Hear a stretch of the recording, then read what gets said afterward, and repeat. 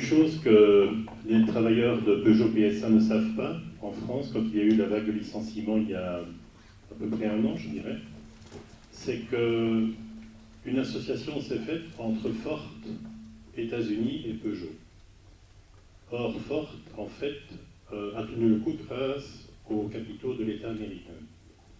Et c'est l'État américain, via Ford, qui a enjoint PSA de ne plus livrer de voitures et de pièces de rechange à l'Iran. Ce qui fait que comme le marché iranien, qui était plus important que le marché européen, du jour au lendemain a cessé, mais tous les travailleurs de PSA Peugeot se sont retrouvés sur le carreau. Voilà.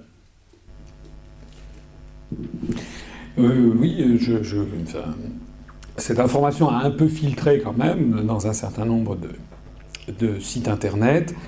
Votre intervention me permet d'insister sur un élément que j'ai à peine abordé tout à l'heure, mais j'en avais davantage parlé hier soir, qui est la question de l'asymétrie des relations internationales. Il y a une chose dont ne vous parlent absolument jamais les partisans de la construction européenne, c'est qu'ils ne vous disent jamais comment font les autres, et notamment comment font ceux qui marchent. Pourquoi est-ce que la Chine, pourquoi est-ce que la Thaïlande, pourquoi Singapour, la Corée, pourquoi se développent-ils si vite? Ils n'appliquent absolument pas les mêmes recettes que nous. Il n'y a aucun endroit au monde où il y a l'équivalent d'une construction européenne. Alors les gens vont vous dire il y a l'ALENA, le Mercosur, l'ASEAN, mais ça n'a rien à voir. Il n'y a aucun endroit au monde où vous avez l'équivalent d'une commission de Bruxelles. Il n'y a aucun endroit au monde où vous avez des transferts de souveraineté. Ce sont en fait des coopérations régionales. C'est le premier point. Ça veut donc dire que dans tous les pays du monde, là, c'est une des règles générales de l'économie, c'est que l'économie, c'est un peu comme une compétition sportive. Qu'est-ce qui fait courir les athlètes ou les nager le plus vite, courir aux Jeux Olympiques, c'est l'hymne national à la fin de la partie si on est si on est le premier, si on est la médaille d'or, c'est ça. Donc qu'est-ce qui fait en fait quand un peuple se mobilise? Il suffit de voir si ceux d'entre vous qui sont déjà allés en Asie, c'est d'abord et avant tout la fierté nationale, l'envie de développer son pays, de développer la richesse des gens qu'on aime, qui sont autour de vous, la croyance dans un avenir collectif. C'est ça qui est cassé dans l'ensemble des pays de l'Union européenne, c'est-à-dire que la crise numéro 1, c'est une crise morale. Et c'est la crise qu'on a tellement mis dans la tête des Européens en général, des Français en particulier, que défendre ses propres intérêts, c'était mal. La doxa européiste parle d'égoïsmes nationaux, qu'on ne sait même plus défendre ses intérêts nationaux face à des situations comme celles que vous décrivez, puisque les autres n'appliquent absolument pas les mêmes viatiques que nous. Donc par exemple, sur l'affaire de l'absence de contrôle de mouvements de capitaux, je le disais déjà hier, vous avez l'émir du Qatar peut racheter des appartements, des clubs sportifs, des hôtels particuliers en France, mais l'inverse n'est pas vrai parce qu'on ne peut pas acheter de biens au Qatar. Un grand propriétaire de casino à Macao a racheté récemment le château de Gevrey-Chambertin en Bourgogne, qui est un des très grands crus de Bourgogne. Mais l'inverse n'est pas vrai, on ne peut pas acheter un grand jardin de thé du côté de Hangzhou en Chine. Donc il y a asymétrie. Asymétrie à la fois dans les autorisations de mouvements de capitaux, dans les capacités de rachat, mais il y a également asymétrie dans la projection que l'on fait de son avenir collectif. Jamais à Singapour, vous verrez les autorités singapouriennes expliquer à leurs propres ressortissants qu'ils ne pèsent que 4 millions d'habitants et un tout petit pays, et donc il faut absolument qu'ils fusionnent avec les 26 pays alentours. Ça n'existe pas. Oui ?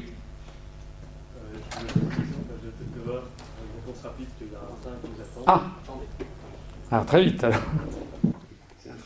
Je voulais juste savoir, dans la perspective où vous aurez peut-être, nous l'espérons tous, accès aux médias dans les prochaines semaines ou les prochains mois, avez-vous une stratégie pour empêcher que ceux-ci ne vous amalgament, ne vous récupèrent, ou ne vous ridiculisent, comme on a pu le voir par exemple avec la candidature de Jacques Cheminade à la dernière élection présidentielle, où tous les médias se sont focalisés sur un petit point de son programme, qui était son programme spatial, en occultant tout le reste.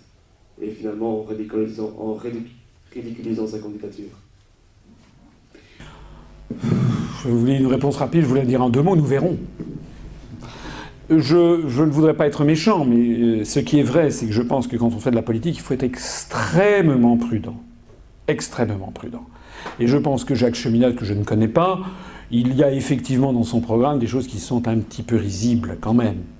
Quand on voit, moi je suis allé voir le programme de M. Cheminade, qu'il chante les louanges, par exemple, il décrit, il se place en 2056 à Kepleropolis, une ville qui est située sur la planète Mars, où des terriens sont en train d'assister à la colonisation de l'espace par un moteur à antimatière. Je me dis, c'est quand même un peu bizarre de mettre ça dans son programme présidentiel. Je le dis d'autant plus que par ailleurs, M. Cheminade a fait des discours pour expliquer qu'il était en faveur d'une Europe américanisée et qu'il est en faveur de la construction européenne. Alors je ne dis pas que M. Cheminade dit des sottises sur tout. Il a fait des analyses, notamment sur l'oligarchie financière. Il a fait des choses qui sont objectivement intéressantes et qu'il a faites depuis longtemps. Ça, c'est tout à fait exact. Mais je trouve, me semble-t-il, qu'il y a des sujets que l'on ne doit pas aborder, comme ceux que je citais à l'instant, et qui ne peuvent que susciter les lazzi, en définitive. Et puis surtout, puisque vous m'en offrez l'occasion, je ne veux pas paraître le moins du monde agressif, je veux simplement être précis. M. Cheminade est en faveur de la construction européenne et a des liens étroits avec les Américains, même si c'est avec Lyndon LaRouche, qui d'ailleurs est un être étrange, c'est quand même avec les États-Unis, et il milite pour ce qu'il a appelé une France américanisée. Oui, je voulais savoir si vous aurez des représentants pour l'élection européenne de 2014. Oui, on va essayer d'avoir... Et éventuellement, est-ce que vous en aurez en Belgique pour que les Belges puissent... Ah oui.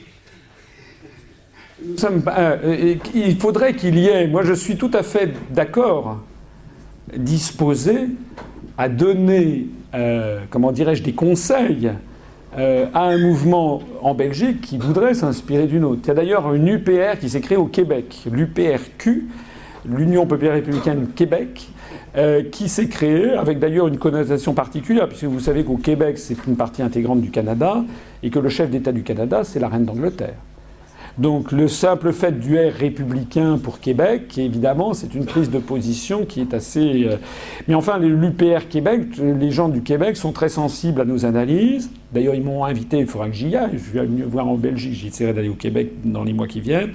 Ils sont sensibles au fait, par exemple, que le PQ, le Parti québécois, qui est un parti indépendantiste, enfin, il est au pouvoir. Madame Pauline Marois est actuellement la première ministre du Québec. On n'entend pas beaucoup parler de référendum sur l'indépendance. Voilà. Mais s'agissant de la Belgique, moi je suis disposé éventuellement à ce qu'on vous aide à donner un coup de main à la constitution d'un mouvement politique en Belgique. Mais nous ne sommes pas, nous ne sommes pas des impérialistes. Hein. On ne veut pas chaque pays.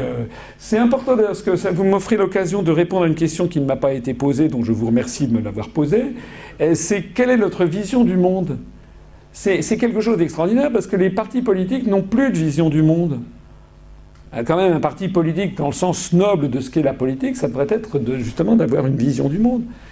Donc quelle est la vision que les autres ils ont, à part continuer la politique du chien crevé au fil de l'eau? On ne sait pas du tout quelle est leur vision. Nous avons une vision. Nous disons que le monde du XXIe siècle est un monde où on ne doit plus faire de départ entre les torchons et les serviettes. Il n'y a pas des pays avec lesquels on a des affinités spéciales et d'autres avec lesquels on ne les a pas. Les seules affinités plus particulières que je note, c'est celles qui sont héritées de la langue, de l'histoire commune, des liens familiaux, des liens migratoires, etc. Parce que ça, c'est imposé par la réalité. Donc moi, je ne suis pas anti-letton, anti-lituanien, anti-estonien, mais je dis simplement que la France est beaucoup plus proche du Sénégal, de la Côte d'Ivoire, du Maroc, de la Tunisie, de la Libye, de la Belgique, de la Suisse, du Québec que d'autres, mais par ailleurs, nous devons aussi avoir des relations avec le Japon. Moi, j'ai vécu au Japon, j'ai des amis japonais, je parle un petit peu le japonais, c'est un pays qui est cher à mon cœur. Voilà, on est dans le monde d'aujourd'hui, nous devons avoir des relations avec tout le monde. Ça, c'est le premier point. Le deuxième point, c'est que nous pensons qu'au 3e millénaire, tous les peuples du monde devraient avoir la sagesse de faire ce qu'un psychanalyste appelle son travail de deuil de la grandiosité. Voilà. C'est-à-dire que tous les peuples du monde, du moins les pays d'Occident, à tour de rôle depuis que le fils adoptif de Jules César, qui s'appelait Octave, a décidé de se faire appeler Augustus Imperator en moins 27 avant Jésus-Christ. Je vous renvoie à ma conférence sur l'histoire. Tous les peuples d'Occident ont voulu dominer l'univers, ont voulu dominer la planète. Voilà. Mais maintenant, je pense qu'il faudrait qu'on arrive dans un nouveau stade de l'humanité où tous les peuples reconnaissent l'existence des autres, respectent les autres mutuellement. C'est un peu l'idéal de la Charte des Nations Unies, d'ailleurs. Et qu'il n'y ait pas un peuple qui veuille décider à la place des autres de ce qui est bon pour les autres. Voilà. Et c'était un peu ce que Chavez avait dit, j'avais vu une fois dans une vidéo que j'avais trouvée assez bien faite, où il disait mais que les Américains se mêlent un peu de ce qui les regarde. Ils ont suffisamment de problèmes chez eux. Quand je dis les Américains, d'ailleurs, il y a des gens qui disent vous êtes anti-américains. Non, il y a d'ailleurs aux États-Unis d'Amérique, il y a des gens... On connaît Ron Paul, mais il y a beaucoup d'associations qui œuvrent contre leur propre gouvernement. Il y a aux États-Unis aussi des gens qui... Moi, j'ai des amis américains. C'est pas, je fais bien la différence entre les peuples et puis les dirigeants et puis les structures générales qui les gouvernent. Mais ce qui est vrai, c'est qu'il faudrait que tous les peuples du monde arrivent à se mettre d'accord sur un concert des nations, comme on disait en 1815, un concert des nations avec tous les peuples ayant compris qu'au troisième millénaire, on n'a pas envie d'imposer sa loi aux autres, mais que les autres n'ont pas à vous imposer la leur, que d'ailleurs ça participe de la beauté de la vie sur Terre et de son intérêt que d'avoir des peuples, des langues, des cuisines, des musiques, des chansons, des films, des livres, des cultures différentes. Il faudrait que l'on milite pour un maintien de la diversité des nations, comme on milite pour le maintien de la diversité des... comment dirais-je, biologique. Il y a une diminution dramatique des espèces maritimes, etc. Donc on considère qu'il faut maintenir ceci. Nous l'avons dit, je l'ai dit beaucoup en matière culturelle, par exemple. Nous ne sommes pas du tout contre l'ouverture sur le monde. Bien au contraire, ce que nous condamnons, c'est ce qui est actuellement ce qu'on appelle la mondialisation, qui n'est pas une mondialisation, qui est une américanisation. Alors l'avenir de la France, la vocation de la France, c'est de promouvoir l'universel. Donc dans notre programme, vous le verrez, nous militons pour développer la connaissance en France, dans les grands médias par exemple, de films représentatifs des grandes civilisations. On ne voit jamais en France un seul film indien à la télévision française. Je ne dis pas qu'il faut en voir tout le temps, mais en voir jamais. Il y a des films, le premier producteur de films au monde, c'est Bollywood. On ne voit jamais de films indiens, on ne voit jamais de films japonais, on ne voit jamais de films égyptiens, de films brésiliens, de films russes, taïwanais, chinois. Il y a quelques semaines, nous l'avons signalé, on était le seul mouvement politique français à le signaler, il y a eu le festival du panafricain du film de Ouagadougou au Burkina Faso, qui arrive tous les 2 ans, où il y a pratiquement 70% des films qui sont d'ailleurs produits dans l'ensemble du continent africain, qui sont en français. C'est des films du Maghreb ou des films du Sénégal ou d'ailleurs. Eh bien, ces films-là, en France, ça passe complètement inaperçu, alors que le film qui a eu les Talons d'Or de Yedenga, qui est la récompense suprême, un peu l'équivalent de la Palme d'Or de Cannes, c'est un film qui a été fait par un franco-sénégalais, qui est un film en français d'ailleurs. Au lieu que la France valorise ça, que ça correspond en plus à une des composantes maintenant de la culture française, au lieu qu'on se valorise, qu'on valorise en plus de ça le rayonnement de la culture française, de la langue française, qui n'est pas que la langue de la France d'ailleurs, mais qui est une langue qui permet de s'opposer à l'impérialisme américain, on n'en parle jamais. Il n'y a pas un seul film français, un seul film d'origine africaine qui passe à la télévision française. Mais en revanche, quand il va y avoir le festival du film américain à Deauville, alors là... Voilà. Donc c'est ça que nous on dit, c'est important, c'est que nous sommes pour l'ouverture sur l'universel. D'ailleurs, ça correspond beaucoup à ce que souhaitent les jeunes. Hein. Enfin, je vois les jeunes français comme les jeunes, ils circulent dans le monde entier. Voilà. C'est tout à fait la vision du monde que nous avons. Allez-y. Bonsoir. En fait, l'avenir s'assombrit beaucoup pour les Européens et les Français.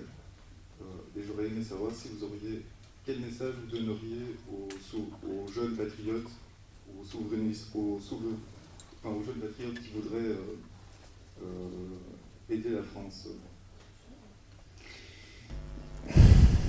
C'est vrai que l'avenir est noir, mais ce que je pourrais dire peut-être comme message, c'est... je dirais un peu ce que disait De Gaulle, vous savez, à plusieurs reprises, qui disait tout simplement, c'est un peu familier, mais il dit on en a vu d'autres. Dans son discours d'Alger de 1943, du 7 novembre 1943, je le dis de mémoire, De Gaulle a eu cette formidable parole. 2000 ans d'histoire sont là pour attester qu'on a toujours raison d'avoir foi en la France. Ça n'est pas la première fois dans notre histoire, je parle de la France là, ça n'est pas la première fois dans notre histoire nationale que la France a failli disparaître. Ça n'est pas la première fois que nous avons eu, bien au contraire, c'est souvent que nous avons eu une élite politique ou économique qui a fait la croix sur la France. En 1420, Charles VI le fou qui était sous tutelle parce qu'il était fou, il était manipulé par sa femme Isabeau de Bavière, dont on dit qu'elle était la maîtresse du duc de Bourgogne. Il accepte le traité de Troyes qui dit « Quand je serai mort, la France va être donnée à Henri VI, roi d'Angleterre, parce que de toute façon, la France vaut plus un clou. » Et l'évêque Cauchon, qui est le recteur de la Sorbonne à Paris à cette époque, en 1420, c'était un peu l'équivalent du Bernard-Henri Lévy de l'époque, l'évêque Cauchon se félicite. Il va d'ailleurs poursuivre Jeanne d'Arc de ses assiduités incendiaires, puisque c'est lui qui obtiendra des Anglais qu'il la brûle en place du marché à Rouen.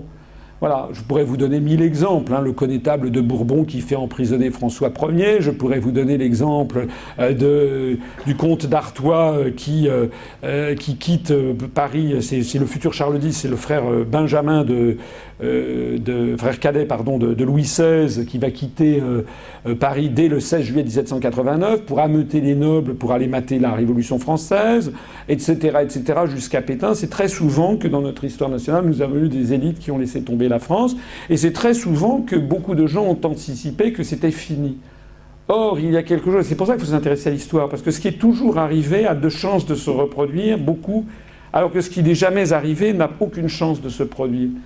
Depuis 2000 ans, jamais l'Europe n'a été unie. Donc la probabilité que l'Europe, de l'Irlande jusqu'à Chypre et du Portugal jusqu'aux Pays-Bas soit unifiée, la probabilité est nulle. Ça n'est jamais arrivé en 2500 ans, d'ailleurs ça ne marche pas. En revanche, le fait que la France, après s'être laissée dégringoler, qu'au dernier moment les Français se disent non, nous n'allons pas laisser tomber la France, c'est une probabilité extrêmement forte, parce que c'est toujours comme ça que ça s'est produit. Donc voilà, je dirais tout simplement la parole de De Gaulle dont je vous citais à l'instant, et puis, comme il disait aussi, la flamme de la résistance ne doit pas s'éteindre et elle ne s'éteindra pas. Bonsoir monsieur. Voilà, j'ai envie de vous parler de De Gaulle. De Gaulle a quitté la présidence il y a bien des années. Et imaginons qu'il a quitté la présidence sans pouvoir réaliser son ambition de troisième voie. Imaginons que demain vous soyez président de la République. Est-ce que vous tenteriez de reprendre le flambeau ? Je ne sais pas ce que vous appelez le flambeau. Je pense que De Gaulle était le meilleur homme politique français du XXe siècle, incontestablement. Il s'est inscrit dans une longue tradition, qui est la tradition des grands Capétiens, mais aussi des grands moments de la République, c'est-à-dire en fait du peuple français, qui est un peuple qui n'a jamais accepté durablement d'être dominé par l'étranger. Ça, c'est un des faits.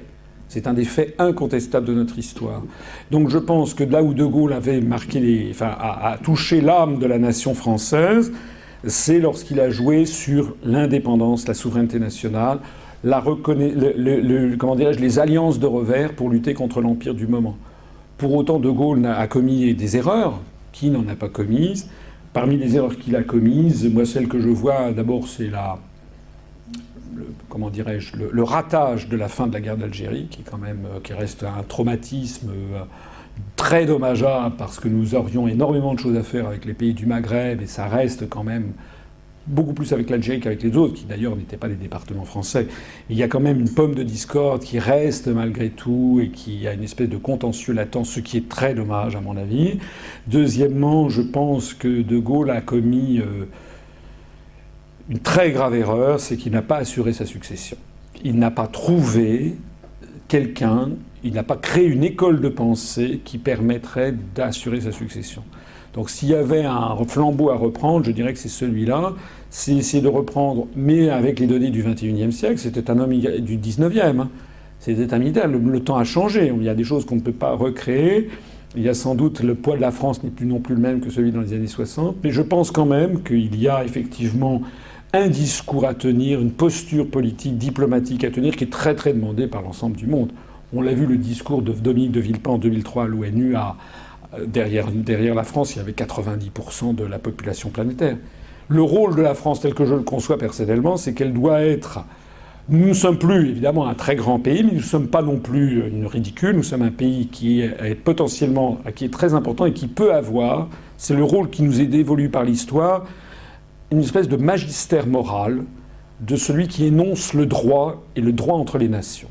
Et c'est ce que De Gaulle avait parfaitement et merveilleusement compris. Lorsqu'il avait pris des positions, il faisait respecter le droit et la justice internationale. Et ça correspond exactement à ce qu'attend le monde du pays de la Déclaration des droits de l'homme. Ils ne veulent pas qu'on fasse de l'ingérence, on a fini le pays le temps de la colonisation, mais ils souhaitent, et je pense honnêtement, que la France en ce moment manque au monde. Comme je le dis souvent, je suis un peu l'anti-Maurras, c'est-à-dire que Maurras disait, vous savez, le penseur d'extrême droite du début du XXe siècle, monarchiste, et qui disait la France aux Français. Moi, je dis pas la France aux étrangers, je dis la France n'appartient pas qu'aux Français. Le patrimoine moral, politique et moral que représente la France est actuellement galvaudé, et c'est extraordinairement dommage parce que pour beaucoup de pays du monde, ce que pense la France est important. Et en ce moment, on est en train de le galvauder, mais je pense qu'on pourra revenir rapidement dessus si la France renoue avec ses amitiés traditionnelles. Ce qui est commis en ce moment en Syrie est un scandale. Ce qui est, comment dirais-je, le fait de prendre systématiquement, de critiquer systématiquement la Chine sur les droits de l'homme, c'est un scandale, j'hésite pas à le dire. Même si je reconnais que le régime chinois n'est pas un modèle, il y a beaucoup de choses à dire sur ces questions, y compris sur l'histoire de la France et de la Chine au XIXe siècle, y compris sur ce qui se cache derrière le Dalai Lama, sur ce qui se cache derrière les mouvements indépendantistes au Tibet, c'est-à-dire la main de la CIA, etc. Il y a énormément de choses à dire, et nous, on nous fait monter au créneau pour, en réalité, jouer, être les supplétifs des Américains en Chine, en Libye, en Syrie. C'est indigne, voilà. C'est indigne de notre histoire. Nous sommes là pour faire prévaloir ce que je pense être le droit, notamment sur toute une série de conflits dans le monde. On devrait être les parangons du droit international public. Oui. Oui, en fait, c'est une question, parce que en faculté de droit ou en faculté de sciences économiques, de sciences politiques plutôt, on nous dit que l'Union européenne a été créée pour éviter la guerre, et que si aujourd'hui elle a encore activité, c'est pour éviter la guerre. C'est pour ça qu'on crée la CECA. Donc on met le charbon et l'acier en commun pour justement éviter la guerre. Donc voilà, déjà face à cet argument qu'on nous ressort, que les professeurs de droit et de sciences politiques nous ressortent, qu'est-ce que vous en pensez? Ensuite, maintenant, si on sort de l'Union européenne, si la Belgique et la France sortent de l'Union européenne, qu'est-ce qui va se passer vis-à-vis des BRIC, par exemple? Donc les BRIC avec un S, en rajoutant l'Afrique du Sud, comme certains penseurs le pensent aujourd'hui. Et justement, vous dites, c'est vrai qu'il n'y a pas de correspondance entre l'Union africaine et l'Union européenne, mais n'empêche, on entend de plus en plus parler de l'Union africaine, ne serait-ce que pour des interventions militaires, une sorte d'armée africaine copiée sur l'armée européenne. Ensuite, si donc la France sort, ou la Belgique sort de l'Union européenne, qu'est-ce qu'elle pourra dire? Quel sera son poids au niveau de l'OMC, au niveau du FMI, de la Banque mondiale, seul face un peu au dictat américain ou au dictat, de toute façon, parce que le FMI, l'ONU, etc., sont gérés essentiellement par les États-Unis. Et on disait, ce que nous disent encore les professeurs de sciences politiques, c'est que grâce à l'Union européenne, la France, ou un petit pays comme la Belgique, qui, voilà, face à de grandes puissances, ne peut rien faire, eh bien, la seule voie, c'est l'Union européenne. Voilà, donc je voulais avoir votre avis sur ça. Alors, il y a beaucoup de questions à la fois, j'espère que je ne vais pas en oublier, sinon vous me les redirez. Donc la première, sur l'Europe, c'est la paix. Ça nécessiterait que je recommence une autre conférence. Je vous rappelle simplement que vos professeurs ne font que répéter ce qu'on leur demande de répéter et ce que l'on entend continuellement. L'Europe, c'est la paix. Si l'Europe, c'est la paix, je me demande pourquoi François Mitterrand, pas François Ier, François Mitterrand, dans le dernier Mitterrand, le livre de Georges-Marc Benamou paru en 1997, François Mitterrand, après 14 années passées à l'Élysée, quelques semaines avant de mourir, dit « La France est en guerre, mais les Français ne le savent pas. Ils sont voraces, les Américains, ils veulent un pouvoir sans partage sur le monde. » Donc la première chose que vous devriez demander aux gens qui vous parlent de ça, c'est de dire « Est-ce que vous êtes certain que nous ne sommes pas en guerre ?» Parce que le problème, c'est que nous sommes en guerre. Sauf que les guerres du 3e millénaire ne sont pas les guerres du 2e millénaire. Les guerres avec les bombardements, etc., c'est bon pour les périphéries des empires. C'est ce qui se passe en Afghanistan, en Irak, en Libye. bombardent. Les Américains savent très bien faire ça, ils savent faire même que ça. Ils savent vitrifier un pays. Mais en revanche, pour envoyer l'infanterie, pour être sur place, il n'y avait plus personne. Parce qu'ils bombardent, mais ils n'acquièrent pas les cœurs. Ce qui veut dire que ça se termine toujours très mal. Regardez, en Irak, ils n'ont jamais réussi, eux, les Anglais, à occuper le terrain. Ils s'en vont de l'Irak. Mais finalement, ils n'arrivent pas à dominer le pays, ils n'arrivent qu'à le bombarder. Mais ça, c'est les périphéries des empires. Mais en ce moment, pourquoi François Mitterrand, après deux septennats passés à l'Élysée, dit la France est en guerre, les Français ne le savent pas. La guerre du troisième millénaire entre les pays développés est une guerre d'un genre nouveau. C'est une vraie saloperie d'ailleurs. C'est-à-dire qu'avant, on tuait les gens, ce qui n'était pas très brillant, mais maintenant il s'agit de les changer de l'intérieur. Il s'agit d'avoir des armes qui ne sont plus des armes létales, ce sont des armes pour modifier le logiciel des cerveaux. Ce sont des guerres faites par le soft power, par la musique, le film, la chanson. Vous êtes en France, vous êtes à 22 heures sur une autoroute, vous êtes sur votre... Vous regardez, vous passez à la radio, vous zappez. Toutes les chaînes de radio françaises, à l'exception de Chante France, passent toutes des chansons exclusivement en américain. 365 jours par an, année après année, après année, après année. Je suis allé me balader là, juste avant d'arriver ici. Je voyais que là, à Bruxelles, il y a à peu près une devanture sur deux, sinon 2 sur 3, qui est écrite en américain. C'est de ça qu'il s'agit.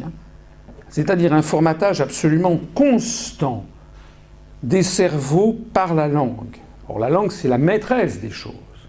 Quand je dis la chanson, c'est le film, c'est les séries américaines, etc., etc. Donc, ce qui se cache derrière, c'est une véritable colonisation mentale qui est menée.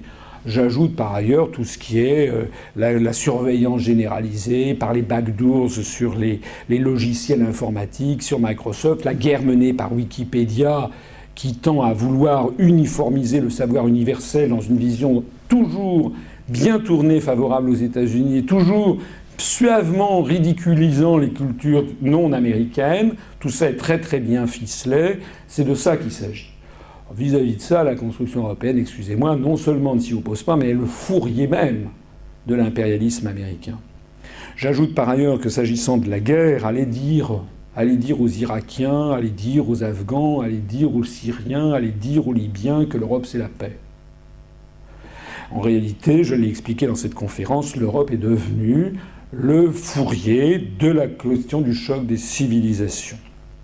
Je dis également quelque chose, c'est que si les gens qui sont contre, qui pensent que l'Europe c'est la paix étaient cohérents avec eux-mêmes, ils devraient faire entrer rapidement dans l'Union européenne les pays du Maghreb.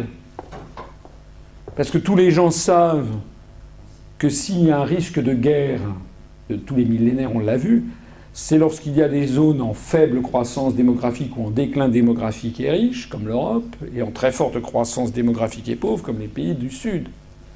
Donc si ceux qui pensent que la directive sur le beurre de cacao, sur la taille des tracteurs, parmi les créations flamboyantes de la Commission européenne, s'ils pensent que c'est ça qui a assuré la paix en Europe occidentale, eh bien, et que s'ils pensent que c'est ça, il faut étendre ceci aux pays du Maghreb. Or, pas du tout. On les rejette au contraire. Lorsque le Maroc avait demandé à entrer dans l'Union européenne, ça lui a été refusé. Donc, ça veut dire qu'ils ne sont même pas cohérents avec ce qu'ils pensent eux-mêmes. Puis, d'un point de vue tout simplement factuel, je rappelle que la construction européenne, je suis désolé de vous le dire, mais n'est pour rien dans la paix sur le continent européen. Pour rien. C'est simplement, je vous l'ai dit tout à l'heure, que la guerre a changé de nature. Et ce que je dis est d'autant plus vrai que pendant les années d'après-Seconde Guerre mondiale, s'il y a eu la paix sur le continent européen, excusez-moi de vous le rappeler, mais ce n'est pas du tout à cause des directives sur le beurre de cacao. C'est tout simplement parce qu'il y a d'un côté l'OTAN, de l'autre côté le pacte de Varsovie, avec des missiles thermonucléaires qui permettaient de détruire 20 fois la planète. C'était ce que l'on avait théorisé à l'époque sous le concept de MAD. MAD, ça veut dire fou en anglais, Mutual Assured Destruction, la destruction mutuelle assurée. C'est de ça qu'il s'agit. C'est pour ça qu'en 1953, quand il y a eu les événements de Berlin, c'était pas la CE qui a empêché la guerre, ça n'existait pas. Lorsqu'en 1956, il y a eu les événements de Hongrie, l'intervention, c'est pas la construction européenne qui a empêché la guerre, ça n'existait pas. C'était tout simplement qu'il y avait les armées du pacte de Varsovie et les armées de l'OTAN qui étaient de part et d'autre. Voilà ce que j'ai à dire sur ce concept. Il y aurait beaucoup de choses d'autres à dire, mais je ne veux pas monopoliser la parole, je ne l'ai que trop fait. La deuxième question que vous avez posée, je crois, c'était comment peut-on, finalement, qu'est-ce qui se passerait vis-à-vis des BRICS ? Ben, j'allais vous dire, il ne se passera rien. Je ne vois pas ce qui pourrait se passer. Nous avons, je l'ai montré tout à l'heure, la France a des relations étroites avec la Chine. Elle continuera d'avoir des relations étroites avec la Chine. Il y a des gens qui disent, si nous sortons de l'Union européenne, nous allons isoler la France. Je le rappelais déjà hier, j'ai regardé le nombre d'ambassades et de consulats et de représentations diplomatiques dont la France dispose à l'étranger. On en a, je crois, 274 ou 275. Il y a à peu près 120 ou 130 ambassades stricto sensu. Il y a des consulats. On a par exemple 6 ou 7 consulats en Chine, à Chengdu, Chongqing, Shanghai, Canton, peut-être également de Tsingtao, dans le Liaoning ou autre. On a une vingtaine de consulats aux États-Unis d'Amérique. Et puis on a des représentations permanentes.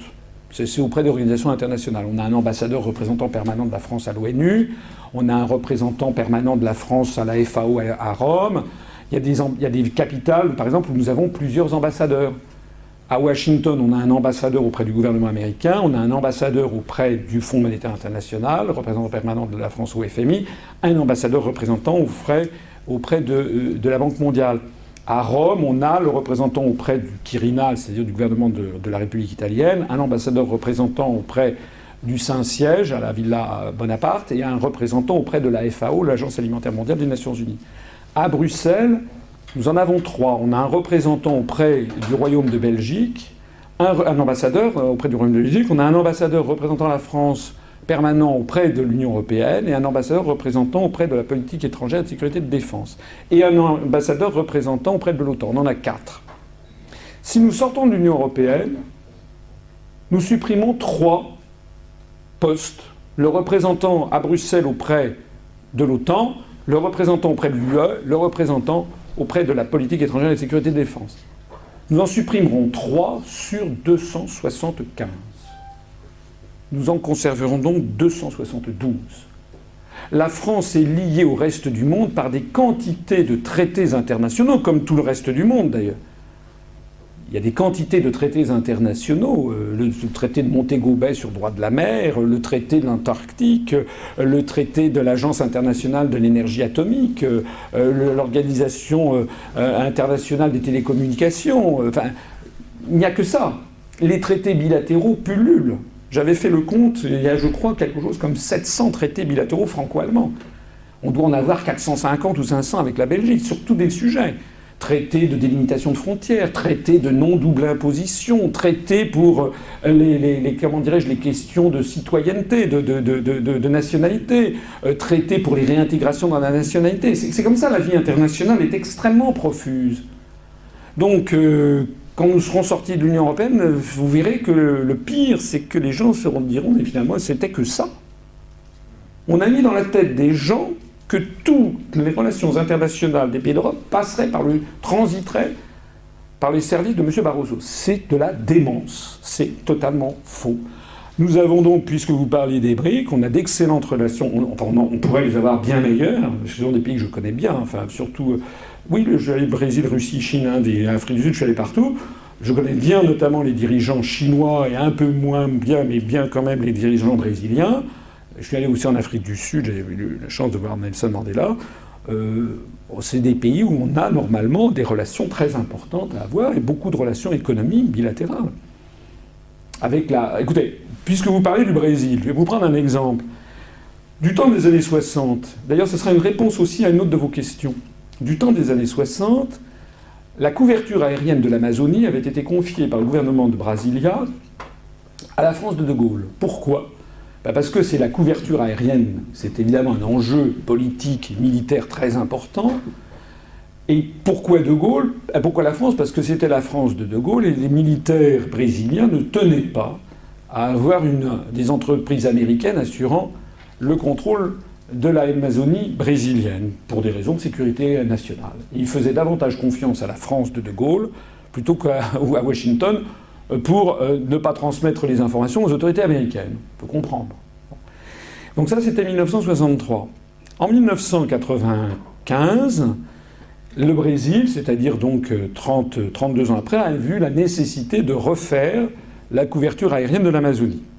Les dangers avaient d'ailleurs évolué depuis, puisqu'il y avait un danger nouveau qui était apparu au cours du tiers de siècle qui s'était produit, c'était le développement des avions qui transportent de la cocaïne à partir de champs, notamment en Colombie, etc., qui transitent au niveau de la canopée de l'Amazonie, à très bas niveau, pour faire du trafic de drogue. Après, qui passent par les îles Vierges des Antilles et puis qui remontent jusqu'en Floride et aux États-Unis. Bon. Donc les autorités brésiliennes ont fait un appel d'offres. Je vous le dis parce que c'est un sujet que j'ai quand même bien connu personnellement, puisque j'étais à l'époque au cabinet du ministre de l'Industrie et du Commerce extérieur. Et donc la France, c'était plus la France de De Gaulle, c'était la France de 1995, c'était la France chiracienne engluée dans le traité de Maastricht. Bien. Et donc il y a eu une offre de Thomson, c'était Thomson qui avait emporté le marché en 1963, il y a eu une nouvelle offre de Thomson en 1995. Et puis l'offre de Thomson a mal tourné face à l'offre américaine de Raytheon, une grande entreprise américaine. J'ai accompagné mon ministre, on a fait un aller-retour à Brasilia en avion privé payé par Thomson pour le truc de la dernière chance. On est allé voir le ministre de la Défense brésilien, dont on a appris après coup d'ailleurs qu'il était stipendié par les Américains. Enfin bref, tout ça était un univers un peu glauque. Et en fait, on a perdu le contrat, enfin, la France, Thomson a perdu ce contrat magistral au profit des États-Unis, qui maintenant ont la surveillance aérienne de l'Amazonie. Ce que l'on a appris quelque temps après, c'est que toutes les informations confidentielles concernant ce contrat avaient été transmises aux autorités américaines par l'intermédiaire du réseau Échelon, dont les grandes oreilles se situent en Allemagne et en Angleterre, qui surveillait pour le compte des Américains les transactions commerciales françaises. Parce que le réseau Échelon, j'aimerais que vous en parliez par exemple à vos professeurs de droit, demandez-leur c'est quoi le réseau Échelon par rapport à la solidarité européenne.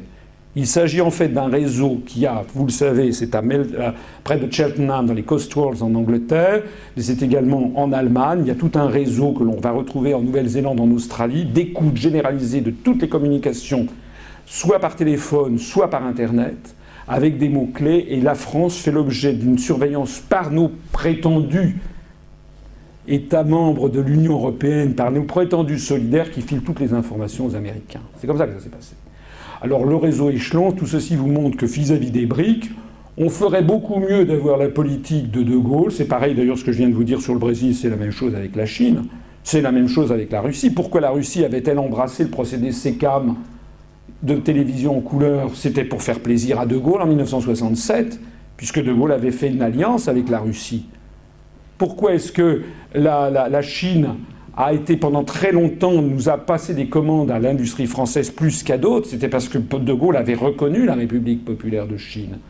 Donc si nous devons jouer avec les BRICS, et je suis le premier à vouloir avoir des partenariats importants avec les BRICS, c'est justement en sortant de l'Union européenne et en jouant une autre voie que celle de l'asservissement aux États-Unis d'Amérique, puisque c'est de ça qu'il s'agit. Il y a quand même un dicton qui dit « il vaut mieux avoir parlé à un maître qu'à ses domestiques ».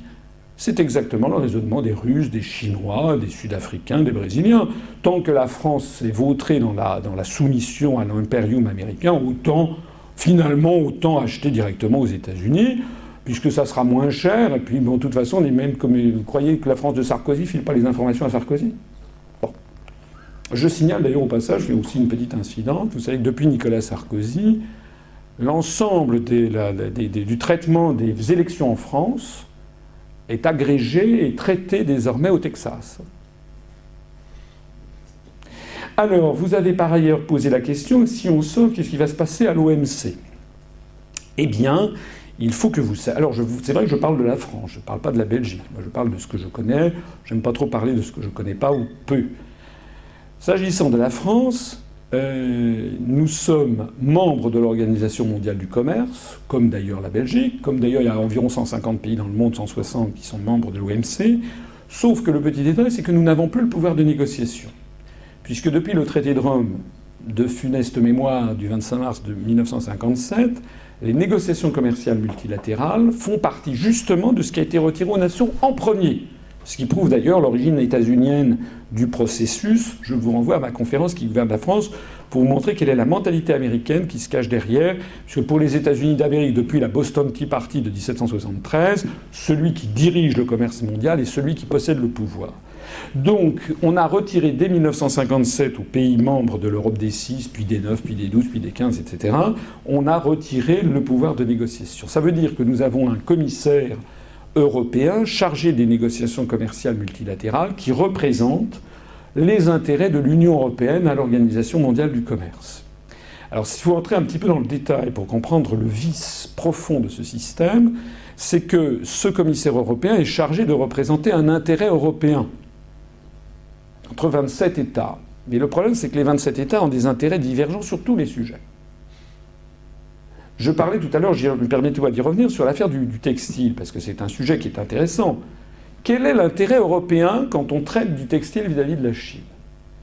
L'Espagne, le Portugal, l'Italie, la France avaient une industrie textile importante, avaient intérêt à préserver leurs salariés, leur savoir-faire industriel. L'Angleterre, les pays du Nord n'ont plus d'industrie textile significative. L'Angleterre n'a plus. En revanche, l'Angleterre a des services financiers puissants. Dans les négociations avec la Chine, quel est l'intérêt européen ? Lorsque les Chinois disent « je veux que vous supprimiez les obstacles aux échanges vis-à-vis des textiles chinois ». Vous savez que parmi les obstacles aux échanges, il y en a 3 en gros. Enfin, je vais vous faire un vrai cours sur le commerce international. Il y a ce qu'on appelle les droits de douane, 40%, 50%, 250%, 3%. Donc c'est les droits de douane qui sont imposés à l'entrée et qui sont par spécialité douanière, donc les barésies, les soutiens-gorge, les vins fins, les alcools, les machines-outils. Voilà, c'est un poème à la Prévert, vous avez des milliers de spécialités douanières, vous avez des droits de douane. Alors le principe de l'Union européenne, c'est que le tarif extérieur commun est fixé pour tout le monde. On a d'ailleurs, soit dit en passant, le plus bas tarif extérieur commun de tous les pays au monde. La moyenne est de 3%, c'est quasiment une zone de libre-échange mondiale. Il n'y a aucune protection. Donc, ça, c'est le premier truc. Le deuxième truc, c'est ce qu'on appelle les quotas. Les quotas, ça veut dire, on décide souverainement qu'on ne va pas importer plus de 452 730 chemises du Bangladesh l'année 2013. Punct. Voilà. Ça s'appelle un quota. Donc, on a les douanes qui comptabilisent. Quand on arrive à 457 000, je ne sais plus combien je dis, toc, on arrête. C'est la fin pour l'année. On verrouille. Il peut y avoir d'ailleurs des produits avec des quotas zéro. Par exemple, l'interdiction d'importer de la drogue, c'est un quota zéro. C'est d'ailleurs pas un quota zéro parce qu'en fait, il y a des autorisations d'importation de morphine, par exemple, pour les hôpitaux, pour des produits de cette nature. Donc on en a besoin à des fins de pharmacie. Donc ça, c'est le deuxième système. Le troisième système, c'est l'affaire des normes. Vous pouvez entraver l'importation de produits en faisant jouer des normes, des techniques, par exemple l'écartement de ci ou de ça. Donc il y a tout un combat sur l'unification des normes DIN, vous savez, ou ISO au niveau international. Alors, je reviens à mon histoire de textile. Quel est l'intérêt de l'Europe vis-à-vis du textile ? Parce que ça, vous savez ce que vous m'avez dit ? Ce que vous disent vos profs, je sais bien ce que vous disent vos profs, hein, je connais bien. J'ai été abreuvé par ça, moi aussi, quand j'étais à HEC et tout. Sauf que c'était un peu moins prégnant que c'est devenu maintenant. Maintenant, c'est un dogme d'État, une société totalitaire, on est obligé de croire à la doxa. Mais les gens disent comme ça, de façon un peu étourdie, ah bah oui, il faut développer l'intérêt européen. Mais il n'y a pas d'intérêt européen. C'est quoi l'intérêt européen en la matière ?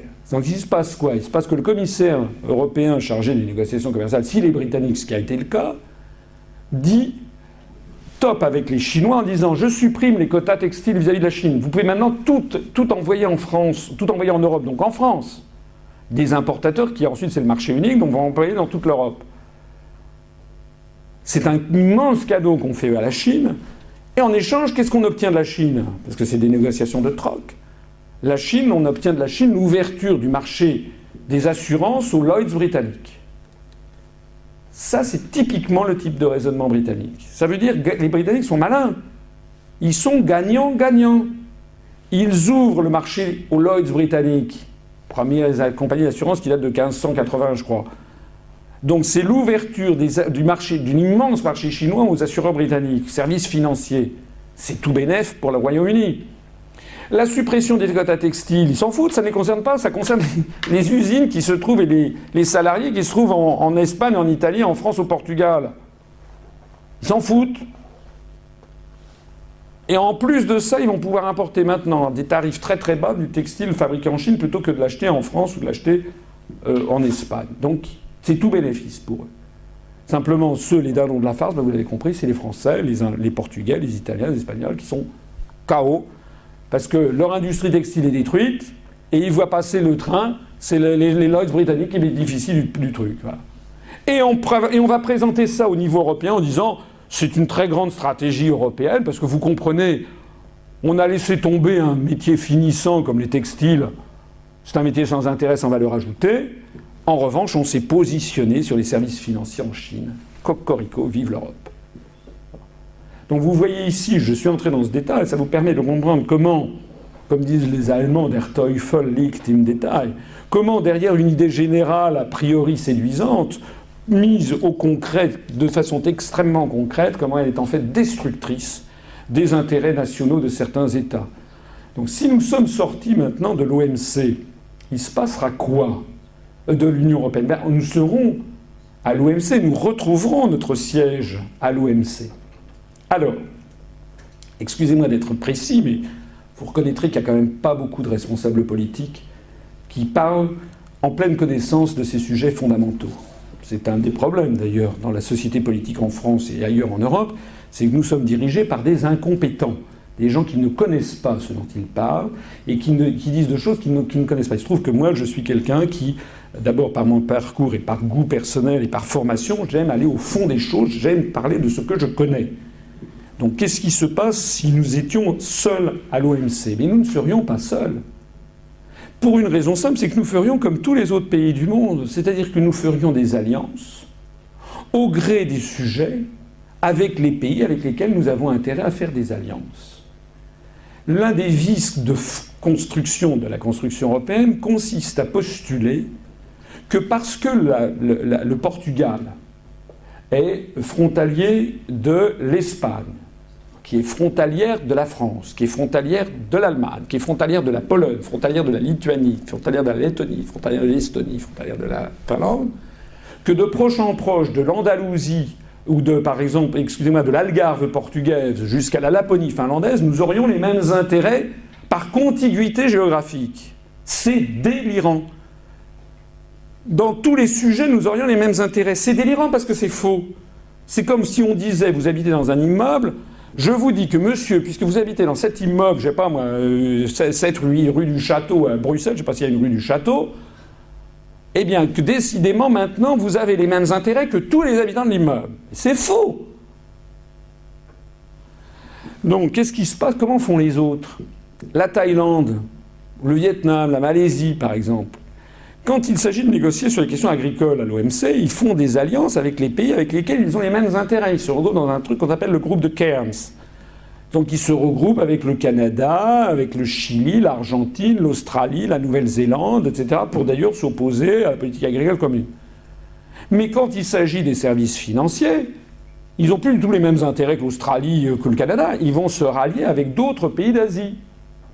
Donc au gré des circonstances, ils vont jouer finement en fonction de leurs intérêts. C'est d'ailleurs la vie qui est comme ça.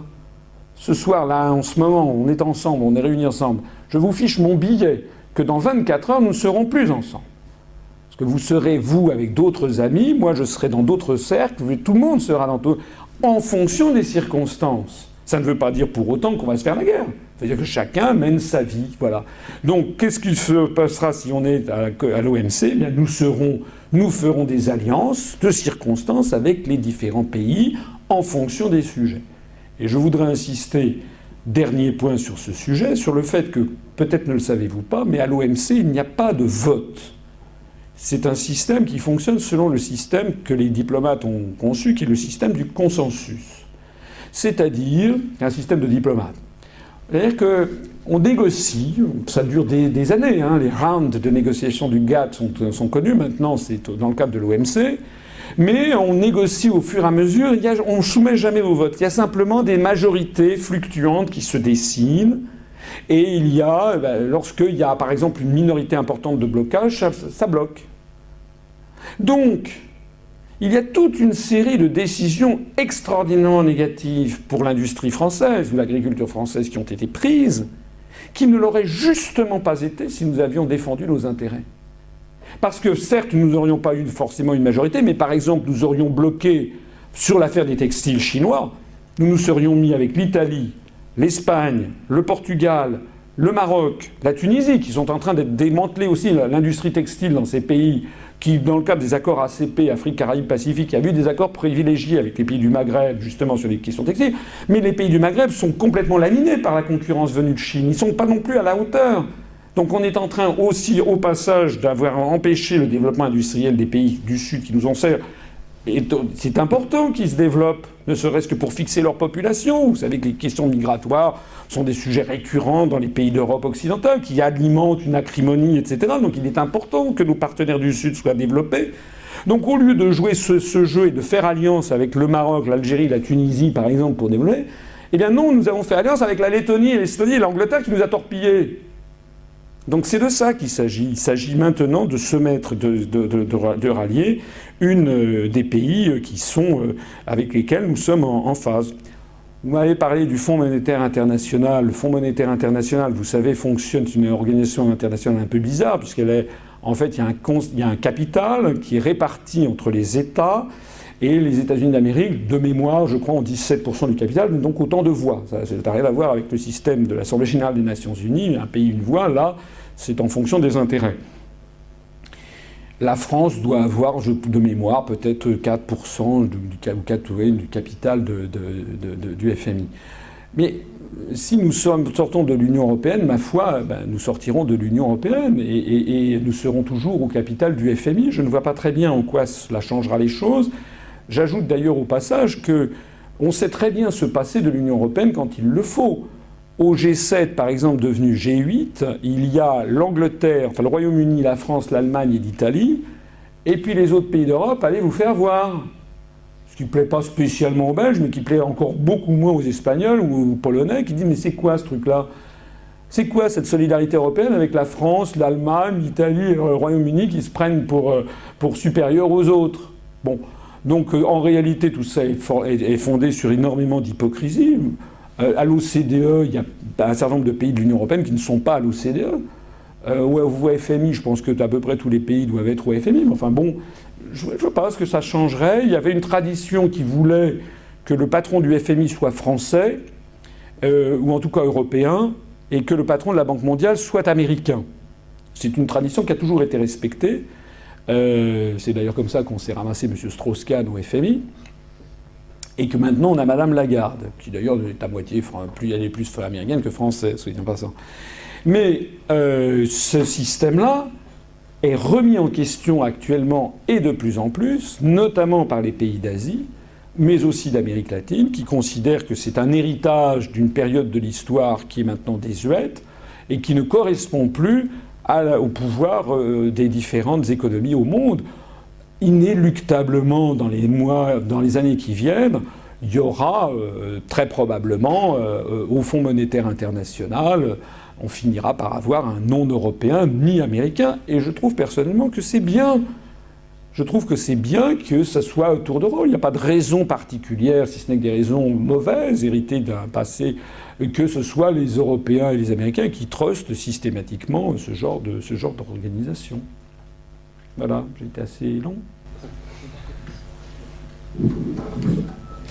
Oui.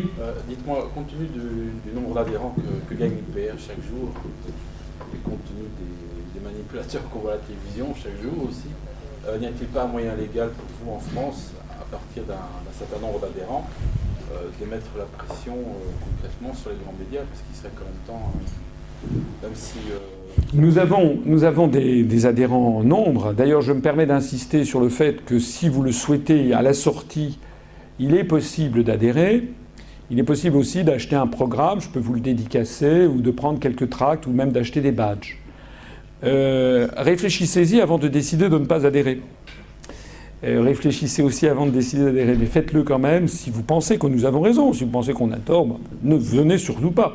Mais si vous pensez qu'on a raison, il faut vraiment se décider, parce que c'est quand même pas un drame que d'adhérer à un mouvement politique. D'ailleurs, tous ceux qui l'ont fait, 99% des gens qui l'ont fait renouvellent et sont très contents de notre mouvement, parce que, par l'intermédiaire de la charte fondatrice, j'ai voulu faire un parti politique qui ne peut pas manipuler voilà. Nous avons un programme et une charte d'une limpidité biblique, c'est-à-dire que nous savons exactement ce que nous voulons et nous disons. Il n'y a pas d'interprétation possible.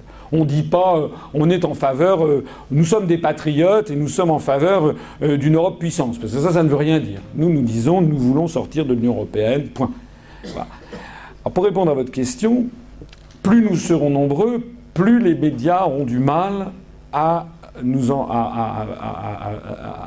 fermer le clapet. Voilà. D'ores et déjà, on sent que ça frémit. Parce que figurez-vous que les journalistes sont eux-mêmes des êtres de chair et de sang, et qu'ils ne sont pas tous des imbéciles ni des corrompus. Simplement, parfois, ils défendent leur steak. Ils sont obligés d'avoir... voilà. J'en connais qui sont très intéressés par ce que je dis. Ils trouvent que ce que je dis est très bien, simplement bon, ils n'ont pas trop envie de se faire taper sur les doigts par leur rédaction en chef. Mais vous savez, c'est un système aussi de petit à petit. Ce que je disais était absolument inimaginable il y a 6 ans, mais maintenant, comme je le disais en préambule, que vous avez des ministres du gouvernement britannique qui veulent sortir de l'Union européenne, les médias français vont quand même de plus en plus se tourner vers nous. Et puis je vais vous dire, si malheureusement, comme ça n'est pas impossible, les choses continuent de se dégrader à toute allure, et que vraiment la situation devient extrêmement grave et qu'on tourne vers le chaos, je pense que les plus responsables des Français, je ne sais pas, les autorités, les institutions concernées se diront il vaut peut-être mieux un mouvement politique qui est, quoi qu'on en dise, nous sommes tous sauf extrémistes, nous sommes des gens extrêmement sereins, fondés sur le respect du droit, qui d'ailleurs n'avons jamais varié dans ce que nous disons, dans nos analyses, et ou peut-être mieux ça, que d'avoir des mouvements politiques totalement incontrôlés qui commenceraient à s'emparer d'une situation de nature anarchique ou pré-révolutionnaire. Voilà, donc ce que je te pense, je sais pas, moi je suis bien entendu très énervé intérieurement quand je vois qu'on fait passer à la télévision des gens qui n'ont rien à dire ou qui, pire encore, me pompent telle ou telle partie du programme pour le dénaturer et faire dire qu'ils sont pour une autre Europe. C'est vrai que c'est extrêmement agaçant, c'est vrai que nous avons des adhérents et des militants qui sont très amers de ça, mais c'est vrai aussi que je sens que ça frémit. Par exemple, nous avons lancé une pétition contre l'article 2 de la loi Fioraso pour s'opposer à ce qu'on puisse autoriser les établissements d'enseignement supérieur en France à faire tous leurs cours en anglais. Cette pétition, qui n'a eu aucun écho médiatique, on en est à 10 400 signataires en quelques semaines, ce qui est un petit tour de force qui est observé par les médias, bien entendu. Voilà, et d'ailleurs, j'ai été interviewé, j'ai pu parler sur Sud Radio, on a été approché par RFI. Voilà, donc on essaye petit à petit d'intervenir. Mais j'ai pas de recette miracle. Ce que je sais en tout cas, c'est pas en allant casser la figure d'un journaliste que ça arrangera le système. Bonjour, monsieur Asselineau. Bonjour. D'abord, merci pour vos conférences. Moi, ma question est simple. Vous avez parlé des signatures pour les élections présidentielles. Est-ce que vous pouvez revenir un peu sur les détails, peut-être les différentes pressions qui ont eu lieu, et comment vous comptez obtenir les prochaines signatures pour les prochaines élections? Voilà. Alors, je n'ai pas forcément réponse à tout. Ce que je sais, c'est que c'est d'abord un vrai déni de démocratie, ce système des parrainages. Parce que, en fait, comme je le disais tout à l'heure, il y a 4 tours. Il y a un premier tour, c'est le tour décidé par une poignée de journalistes en France qui décident de médiatiser ou de ne pas médiatiser quelqu'un qui veut se présenter au suffrage des Français, et qui font le contraire exact du devoir qui est le leur. Parce que normalement, des journalistes dignes de ce nom n'auraient jamais dû donner la moindre seconde à Madame Cindy Lee qui exhibait ses appâts sur les marchés de la rue Ordonnaire. Mais en revanche, ils auraient dû dire « Tiens, là, il y a quand même un parti politique qui a des choses intéressantes à dire. » Ils font tout le contraire. Donc ça, c'est vrai que nous nous sommes heurtés à ce système, ce verrouillage qui fait que les maires, vous savez, on ne sait pas qui c'est ce monsieur, voilà, ils voyaient des sondages, je n'étais jamais dans aucun sondage. Mais à l'époque, nous avions moins de 700 adhérents. Nous en avons bientôt 3000. Si tout va bien, à la fin de cette année, on en aura 4002. On peut penser que peut-être à la fin 2014, on en aura 10 000. Si on continue à ce rythme de doublement, on en aura peut-être 20 000 fin 2015, 40 000 fin 2016. Parmi ceux-ci, il y aura comment dirais-je, des maires. On en a d'ailleurs déjà quelques maires qui sont des adhérents, ou bien des parents de maires, des femmes de maires, des mères de maires, des pères de maires, etc. Donc, on peut espérer que progressivement, ça permettra de desserrer cette contrainte. Ce qui est certain, c'est que l'on a vu et entendu beaucoup de maires de petits villages qui nous ont dit de toute façon, j'ai l'interdiction par l'UMP ou par le PS d'apporter ma signature à quelqu'un d'autre. Ou alors, si j'apporte ma signature à quelqu'un d'autre, j'aurais pas, dans le cadre de l'intercommunalité, on m'a dit qu'on me sucrerait mes crédits. C'est ça qu'on a entendu. Est-ce que c'était vrai, est-ce que c'était faux? J'en sais rien. C'était aussi peut-être une façon pour certains maires de se défausser de leurs responsabilités. Mais c'est vrai que c'est tout à fait scandaleux, parce qu'à l'origine de l'élection présidentielle au suffrage universel, De Gaulle ne voulait pas qu'il y ait le moins de parrainage. Il pensait que tout le monde devait pouvoir se présenter. Il pensait que c'était justement le génie de la France, si j'ose dire, c'est que les Français trouveraient par eux-mêmes la personne dont ils ont besoin. Et puis c'est évidemment Pompidou et puis les gens qui l'entouraient qui ont dit non, c'est pas possible, il faut absolument avoir des garde-fous. Comme si finalement les Français allaient voter pour un fou. Ils votent beaucoup plus pour des agents de l'étranger avec le système actuel. Donc, il y a eu une pression considérable sur De Gaulle. C'était en 1964-65 que ceci se passait, et ça a débouché sur le fait que De Gaulle a accepté qu'il y ait 100 parrainages de maires. Et puis ensuite, sous Giscard a fait passer de 100 à 500. Or 100, c'était encore peut-être possible, 500, ça devient vraiment difficile. Je ne dis pas que c'est impossible, Cheminade les a eus, mais Cheminade, ça fait 31 ans qu'il les cherche. Donc ça fait quand même... Bon, il ne fait que ça. Il a dû repartir en course pour 2017, probablement dans l'espoir de faire 0,6, après avoir fait 0,9, puis 0,8. Donc voilà, qu'est-ce que je voulais que je vous dise? On verra...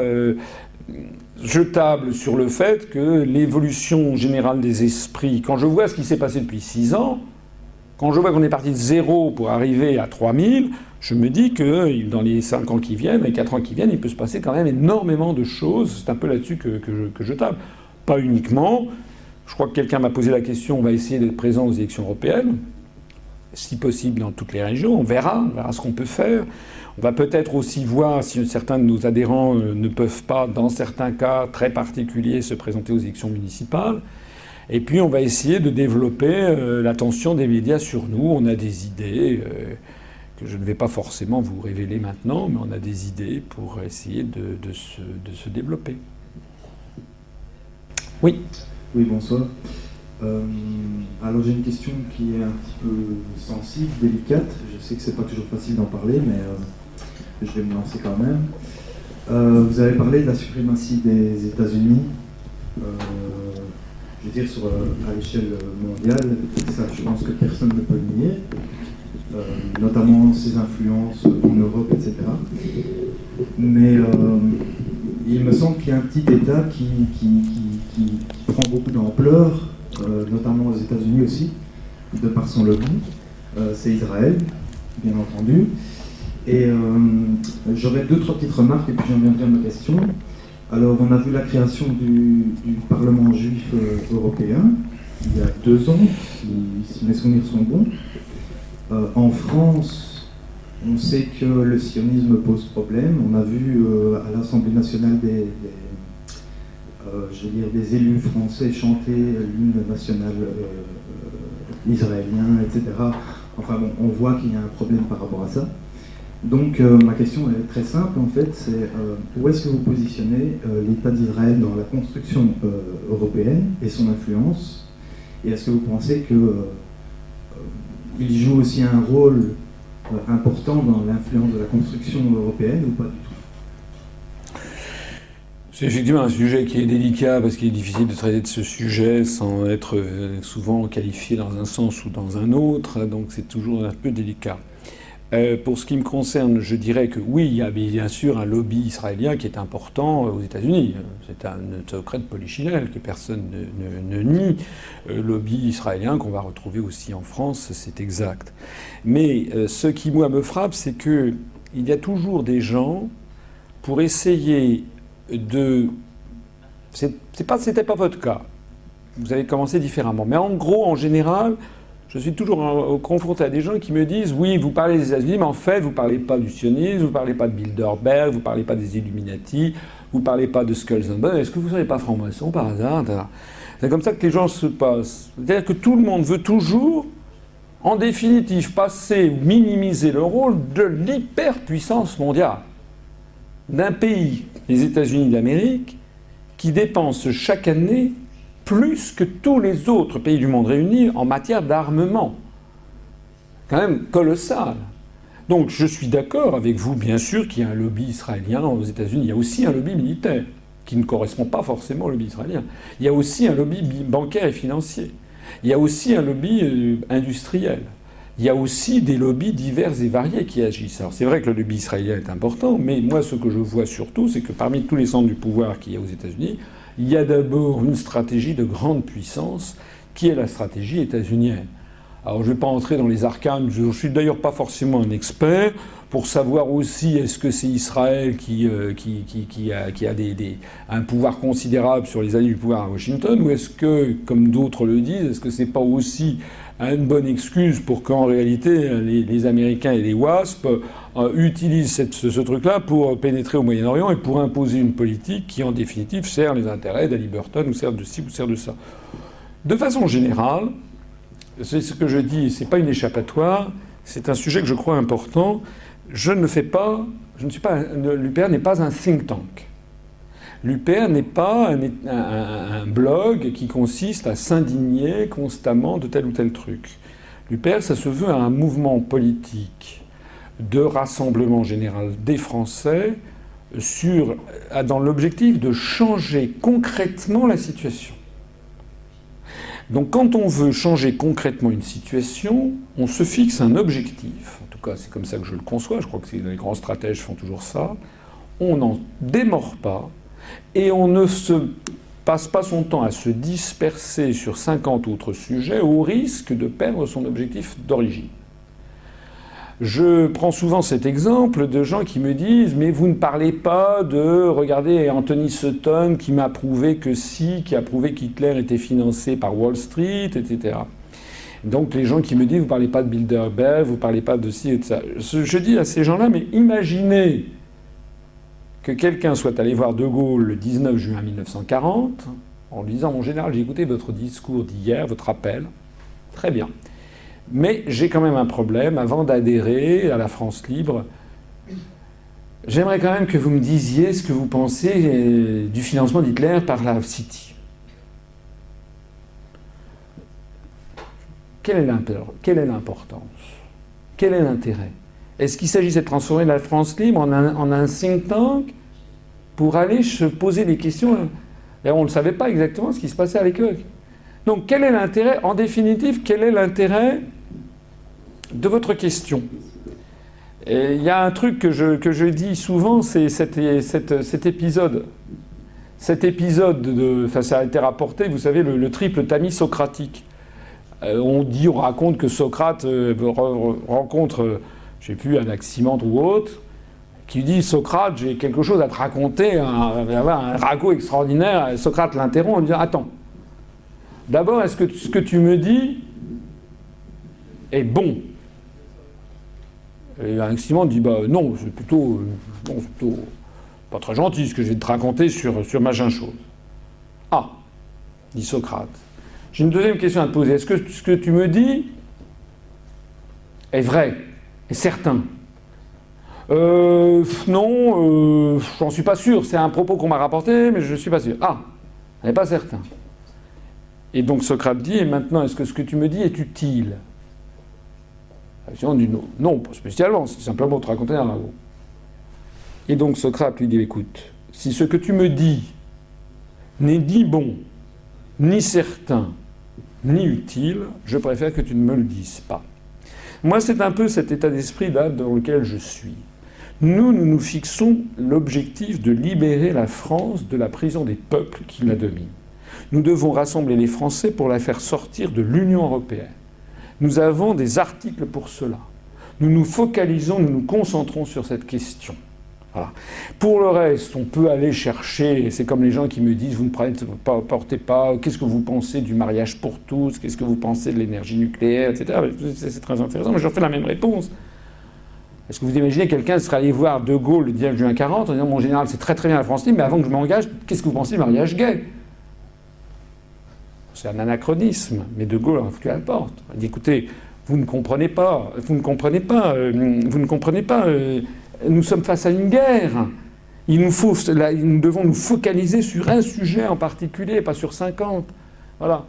Donc c'est ça que je vous dis. Hein. Nous sommes dans une guerre, on se focalise sur un sujet. Ça n'empêche pas, c'est mis dans notre charte, que tous les adhérents de l'UPR ont bien entendu, sont des êtres humains. Ils ont le droit et même le devoir de penser, d'être pour telle ou telle philosophie politique. Voilà, on a chez nous des gens qui viennent de tous les horizons politiques, qui ne sont d'accord sur... Il y a plein de choses sur lesquelles ils sont en désaccord, y compris d'ailleurs sur la question que vous évoquez. Sur la question israélienne, on a chez nous des opinions diverses et variées. Mais sur des questions comme l'économie, la fiscalité, l'énergie, les questions de société, les mœurs, l'euthanasie, on a des gens qui sont très très opposés sur tous ces sujets. Mais tout le monde est d'accord sur le fait que nous devons nous focaliser sur nos grands choix. Voilà. On est un parti politique. Hein. Je ne suis pas quelqu'un qui suit là pour aller chercher... comme je le dis souvent, je ne suis ni myope ni presbyte. Voilà. Non, mais je disais ça parce que vous parlez de l'Union européenne et Israël se proclame comme le 28e État. Oui, mais ça, c'est peut-être ce que certains disent. Moi, j'ai quand même jamais entendu des responsables israéliens dire que Israël était le 28e État. Vous avez cité l'affaire du Parlement juif européen, c'est vrai que c'est quand même assez choquant. C'est vraiment le type même du communautarisme qui est très très anti-républicain. Nous sommes un mouvement très républicain et très anti-communautariste, tout ça est exact. Cela étant, est-ce que tout ça c'est pas aussi... Enfin, je ne sais pas quelle a été la suite exacte de cette affaire, je n'en sais, à vrai dire, je n'en sais rien. Je suis d'accord avec vous, c'est quand même très choquant, ça c'est vrai. Oui. Je rebondir sur la question qui a été soulevée là, parce que je pense qu'il y a quand même une dimension idéologique dans la question du sionisme. On ne parle pas d'Israël, mais on peut parler de la culpabilité, si vous voulez, qui est entretenue à propos de la France, mais aussi de l'Europe, à propos de la Deuxième Guerre mondiale. Et cette culpabilité, alors, joue dans le sens de l'idée qu'il faut détruire les nations européennes, les vieilles nations européennes qui sont coupables, responsables de la guerre, de l'Holocauste, etc. Et ça, ce sentiment idéologique, il est très fort chez ce qu'on peut appeler les sionistes français. Je ne parle même pas d'Israël, mais prenons BHL, prenons des gens comme ça. Ces idéologues, en général, utilisent ce sentiment de culpabilité pour justifier la disparition des nations, la construction européenne. C'est une dimension idéologique très très forte. Et l'entretien de cette mémoire, etc., alors joue, enfin, telle qu'elle est interprétée, c'est pas le mémoire en soi, mais tel que ça joue, le rôle idéologique que ça joue, à mon avis, dans un sens là. Et ça, à mon avis, c'est un truc important qui n'est pas directement lié à Israël, mais qui est lié à ce courant de pensée, Oui, mais encore, oui, non, mais je ne suis pas forcément en désaccord. Oui, c'est vrai qu'on peut dire qu'il y en a qui en profitent pour pousser dans cette direction. Ça, c'est tout à fait exact. Mais enfin, ce que je vois, c'est que je parlais de ça dans la conférence d'hier sur les euro-régions. C'est quand même une politique anglo-saxonne parfaitement attestée par l'histoire depuis longtemps. Ils ont toujours fait ça, les Anglais, et ensuite leurs fils spirituels, les Américains, le diviser pour régner. C'est le truc typique anglo-saxon depuis des siècles et des siècles et des siècles. Bon. On l'a vu en Yougoslavie, en Union soviétique, les tentatives actuellement on le voit au Soudan, en Libye, en Irak, en Afghanistan, on le voit en Chine, on le voit en Europe. Voilà. Alors que se faufilent, je suis d'accord, certains qui veulent monter dans le train en marche et qui veulent jouer de cette affaire pour jouer cause commune avec les États-Unis, d'accord. Mais bon, nous, ce que nous on dit, en tout cas, c'est ce que je expliquais hier, c'est déjà de décrypter ce qui se cache derrière les euro-régions. Il s'agit d'une volonté de destruction des nations. Mais ça suffit, hein. Moi, ce que je vois, c'est quand je fais cette conférence, eh bien, en général, il y a beaucoup de gens qui sont quand même extrêmement troublés parce qu'ils découvrent ce que personne ne leur disait jamais. Donc avant, moi, je vous dis, avant que d'aller toujours chercher au-delà on me fait signe qu'il va falloir arrêter, je crois. Voilà, je pense qu'il y a un moment à partir duquel on risque après de tomber dans des procès d'intention que vous connaissez parfaitement, sur lequel je ne pense pas qu'il soit forcément très utile de s'étendre, puisque notre sujet est quand même pas celui-là. Je voulais poser une question, mais je ne vais pas le faire. Je vais juste faire une petite remarque. Vous avez très souvent parlé de sécurité des données informatiques. Je constate quand même que vous utilisez Windows. Hein. Donc, je pense que c'est Windows XP ou 2000. Juste pour... moi, j'utilise Linux Mint. C'est vraiment un logiciel extraordinaire. Donc, c'est open source. Et donc, ça permet vraiment de faire beaucoup de choses. On n'a pas besoin d'utiliser d'antivirus. Les données sont vraiment très très bien protégées. Alors, je pense que d'ici quelques mois, quelques années, vos données informatiques auront, à mon avis, beaucoup de valeur. Donc, il y a également des logiciels comme TrueCrypt, par exemple, qui est aussi open source, qui permet de tout crypter entièrement sur l'ordinateur. Vous pouvez également crypter toute votre connexion Internet. Tout ça se fait vraiment à moindre coût et c'est très très facile à mettre en œuvre. Et donc ça peut aller vraiment très très loin, parce que ça peut même empêcher votre fournisseur d'accès à Internet de voir les sites que vous consultez, par exemple. Écoutez, qu'est-ce que je peux vous dire ? C'est vraiment très facile. Je suis certainement... D'abord, je dirais plusieurs choses. La protection de l'UPR, non mais vous avez raison. En fait, dans l'objectif, vous avez raison. Simplement, la protection de l'UPR n'est quand même pas aussi grave, à mon avis. Oui, mais que la protection, par exemple, des secrets nucléaires français. À la limite, si des gens veulent aller se servir, regarder ce qu'on dit, tant mieux. Moi, je n'ai rien à cacher. Donc, tout ce que nous disons, plus il y aura de gens qui en profiteront, et tant mieux. Bon, je plaisante un petit peu, parce que c'est vrai qu'il y a certaines données qu'on préfère effectivement garder le plus secret possible, par exemple nos bases de données d'adhérents et tout. Mais bon, la vérité, c'est qu'effectivement, on va à la facilité, et que, comme tout le monde, on a eu recours à ça. Mais si, éventuellement, vous pouviez... nous aider. Je peux vous envoyer toutes les informations. En fait, ce que vous pouvez faire, c'est vous y mettre très progressivement. Vous téléchargez donc depuis Windows un logiciel qui s'appelle VirtualBox, qui vous permet de créer une machine virtuelle dans laquelle vous allez installer Linux, et à partir de là, vous pouvez lancer comme une simple application et vous entraîner à utiliser Linux. Et vous pouvez aussi l'intégrer dans le pour toute l'administration française et les écoles. Ça fera des dizaines de millions d'euros d'économies. Non mais ça c'est sûr. Là, attendez, nous avons probablement même des centaines de millions d'économies, parce que ça coûte très très cher. C'est-à-dire que tous les établissements scolaires non seulement doivent payer Windows, ensuite ils doivent installer Norton, l'antivirus américain, toutes sortes de logiciels. Linux est vraiment extrêmement bien protégé, parce que tous les logiciels que vous utilisez viennent d'une seule base de données unique qui permet, qui empêche d'installer des logiciels espions dans l'ordinateur. Avec ça, le projet INDECT ne peut plus rien faire contre vous, parce que le projet INDECT ne peut pas rentrer dans votre ordinateur et filtrer par mots-clés ce que vous faisiez sur Internet. Bon, écoutez, moi je ne sais pas exactement. Vous avez probablement raison, mais est-ce que vous êtes vraiment certain que Linux est à ce point invulnérable à tous les... Ce qui se passe, c'est qu'il y a des millions de gens partout dans le monde qui travaillent. Par exemple, Windows est mis à jour une seule fois par mois en général, alors que Linux, c'est plusieurs fois par semaine. Hein. Les patchs, je veux dire, ils tombent vraiment pratiquement quotidiennement. Donc, dès qu'il y a un problème, une faille, quelque chose, c'est pour ça qu'il n'y a aucun virus. Il y en a eu dans toute l'histoire de Linux, il n'y en a même pas eu 10. Quoi. Bon, bah écoutez, merci. Je pense qu'on ne va pas non plus épiloguer sur cette question, mais effectivement, c'est un sujet qui est important et sur lequel... En tout cas, il y a une chose qui est certaine dans ce que vous avez dit, c'est que je pense, je l'ai cité tout à l'heure, parce que je ne suis pas...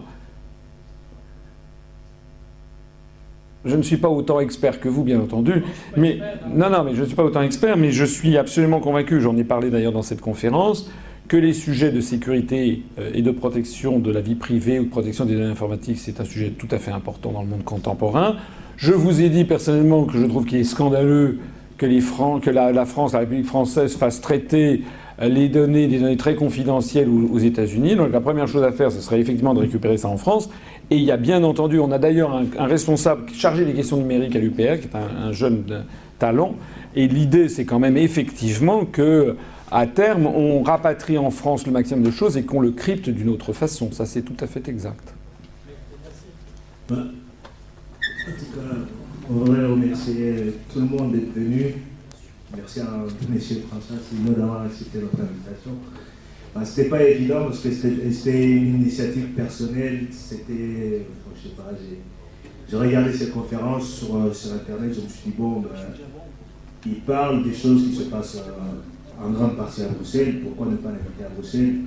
Et ayant déjà organisé 2 ou 3 événements ici, quand j'étais étudiant ici à l'UEB, je me suis dit, c'est peut-être possible, donc j'ai demandé une autorisation, on me l'a accordé. Donc le voilà, je vois que tout le monde était passionné.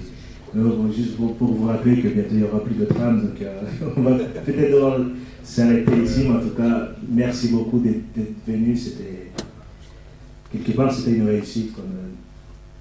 Je vous remercie beaucoup. Merci beaucoup.